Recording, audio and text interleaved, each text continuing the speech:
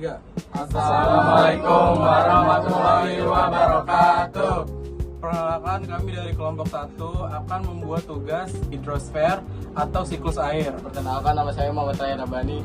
Saya Leviar Al-Rashid. Saya Ren Pratama. Saya Muhammad Safwan. Saya Muhammad Gatan. Saya Sabrina Ira Putri. Saya Syafiana.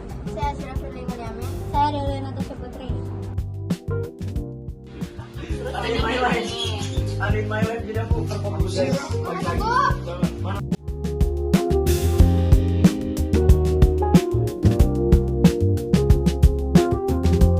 Dari sini ya, ini gunung ya. Ini gunung gak sih?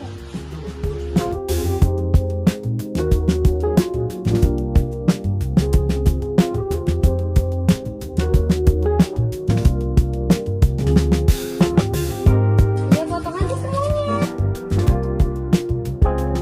Hafiz, tolong dong dibantu Buat lagi tapi.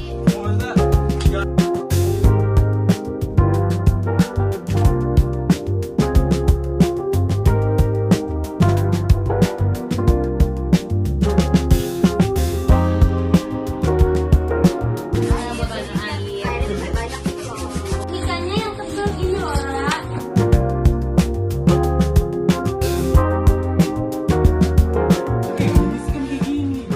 loh.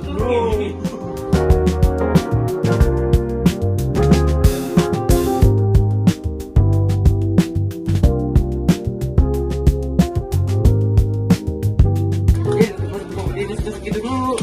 Yang dalam masuknya.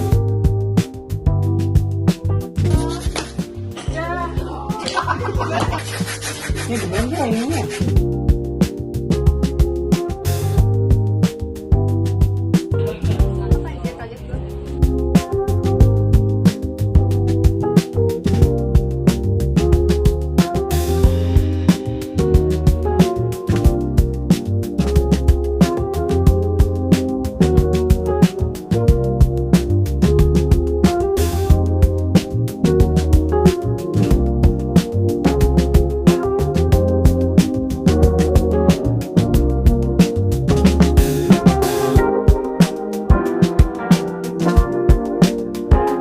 Bikin awan, Lep.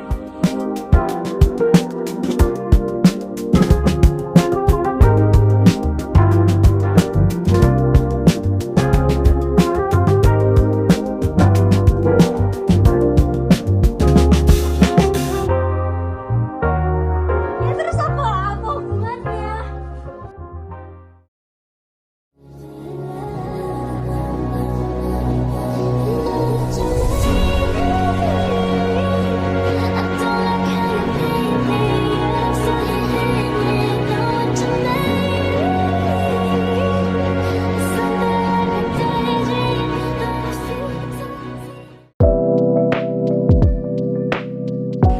Yang pertama ada proses evaporasi, yaitu dari cair menjadi gas akibat panas matahari.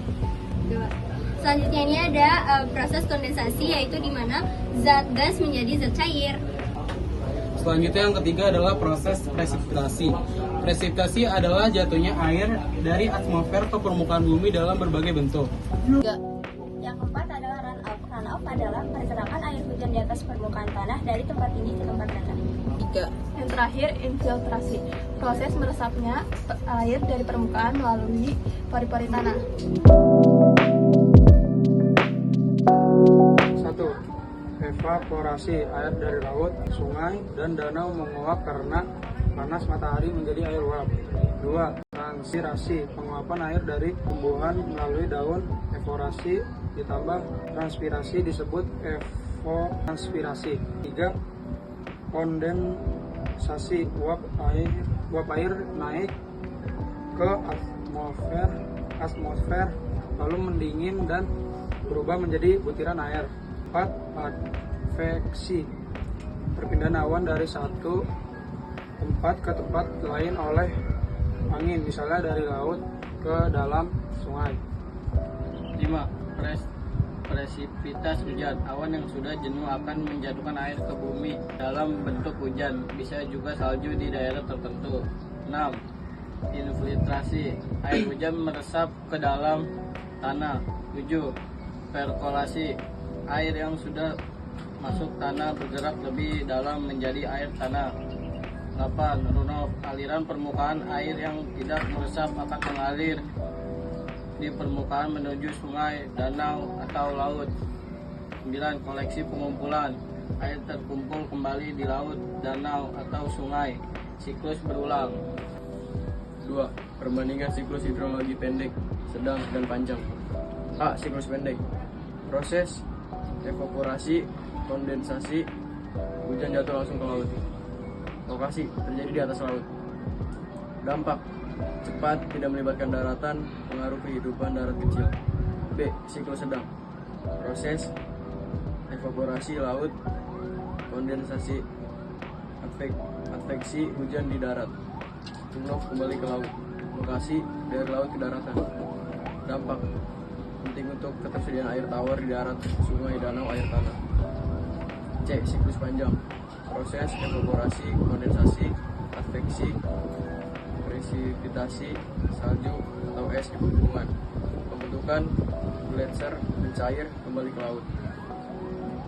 Lokasi daerah pegunungan tinggi atau kutub.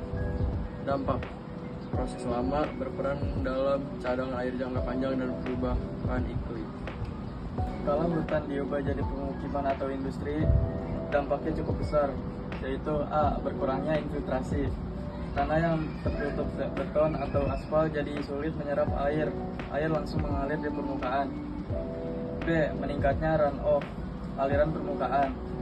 Air hujan lebih banyak mengalir, risiko banjir meningkat. C. Berkurangnya cadangan air tanah, karena sedikit air yang meresap. Bisa menyebabkan kekeringan saat musim kemarau. D. Menurunnya evapotranspirasi, pohon berkurang, uap air ke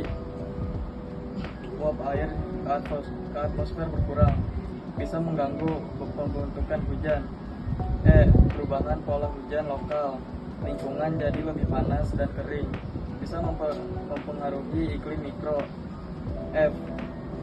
Erosi dan sedimentasi meningkat. Tanpa akar pohon, tanah mudah terbawa air, sungai menjadi dangkal. Sekian, terima kasih. Ketiga, itu tadi kegiatan kita saat membuat diorama hidrosfer. Terima kasih. Terima kasih. Assalamualaikum warahmatullahi wabarakatuh.